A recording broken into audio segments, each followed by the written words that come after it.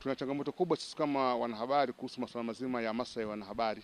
Tumeona katika maadhimisho haya ya siku ya uhuru wa vyombo vya habari duniani, tumezungumzia masuala ya ubunifu na uendelezaji wa vyombo vya habari, lakini changamoto kubwa ya waandishi wa habari ni masuala mazima ya maslahi. Zaidi ya 80% ya waandishi Tanzania hawana mikataba wala hawana ajira za kudumu.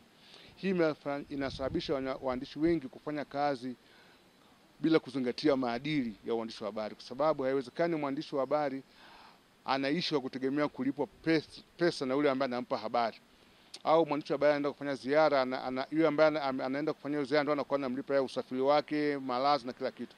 Kwa hiyo inampunguzia uhuru wake wa kufanya kazi. Kwa sisi kama JUTA tunataka maslahi ya waandishi wa habari yaboreshwe.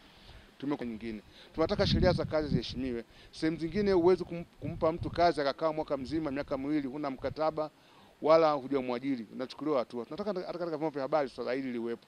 Tunajua kuna tatizo kubwa la uchumi wa vyombo vya habari kuwa mdogo, lakini isiwe kigezo cha kuwanyima haki waandishi wa habari, kuwapa mikataba au kuajiri. Wakati wa uongozi wa Mama Samia Suluhu Hassan ulipoanza, ni kwamba kumekuwa na mabadiliko kidogo, na mabadiliko hayo yakaleta unafuu. Watu wakaanza kuandika habari, watu wakaanza kufanya kazi zao angalau kwa uhuru, magazeti yalikuwa yamefungwa yakaachiliwa. Lakini sasa kuna shida moja katika utendaji. Habari za mahakamani ni sehemu ya wazi. Hata kwa mujibu wa sheria ya uhuru wa habari, maeneo ambayo ni privilege yanaruhusiwa waandishi wa habari kwenda yametajwa: bunge, vikao vya baraza la madiwani, vya halmashauri vile. Mahakamani ni mahali ambapo waandishi wa habari wanaruhusiwa kwenda. Wanapokwenda pale wanakwenda kuripoti mwenendo wa kesi, kila kinachozungumzwa.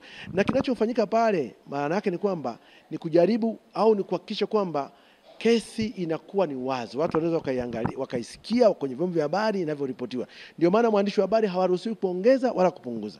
Kwa mimi nahisi kwamba ndani ya mifumo ya serikali na vyombo vyetu vya usimamizi wa sheria na vyombo vyetu vya dola, bado kuna watu ambao hawafahamu maana au kazi ya uandishi wa habari. Ndio maana sasa unakuta polisi wako pale. Okay, wanaweza kawa kuna watu wanazuia singie mahakamani, well and good. Lakini sio kwa zuia waandishi wa habari ambao wanatakiwa kuripoti ili umma wa Tanzania waweze kujua kinachoendelea. Mimi nadhani hili tutazungumzia suala la waandishi kujiingiza kwenye masuala ya ukada, kiasi kwamba mpaka wanashindwa kuandika habari kutokana na kwamba wana mapenzi ya chama fulani na wanashindwa kuzuia kile ambacho kiko ndani yao. Karibu. Waandishi wa habari kwa ujumla tuna wajibu wa kuhudumia jamii yetu. Na katika kuhudumia hiyo jamii ina mgawanyiko wa vyama na itikadi wanazoziamini. Sasa leo mwandishi wa habari ambaye unaripoti siasa, leo utakwenda kuripoti chama A, kesho chama B, kesho kuna chama X. Ndio maana tunasema mwandishi wa habari hutakiwi kuonyesha masuala ya vyama wazi, kwamba mimi ni mwanachama wa chama X, ninavaa sare za chama X, lakini pia ninavyoandika ninapendelea chama X.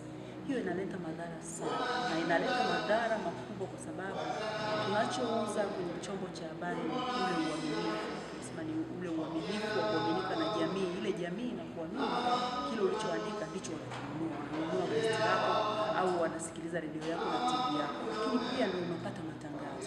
Sasa unapopoteza hiyo kuaminika, maana yake unapoteza uzoefu wako.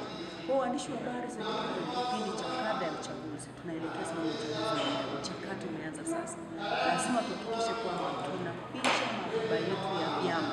Una kipenda chama X, tayari una kadi yao chama X, picha ya mahaba, hudumia jamii. Lakini kama unaona haifai, basi toka kabisa hadharani, nenda kafanye shughuli nyingine ambazo hazitakuwa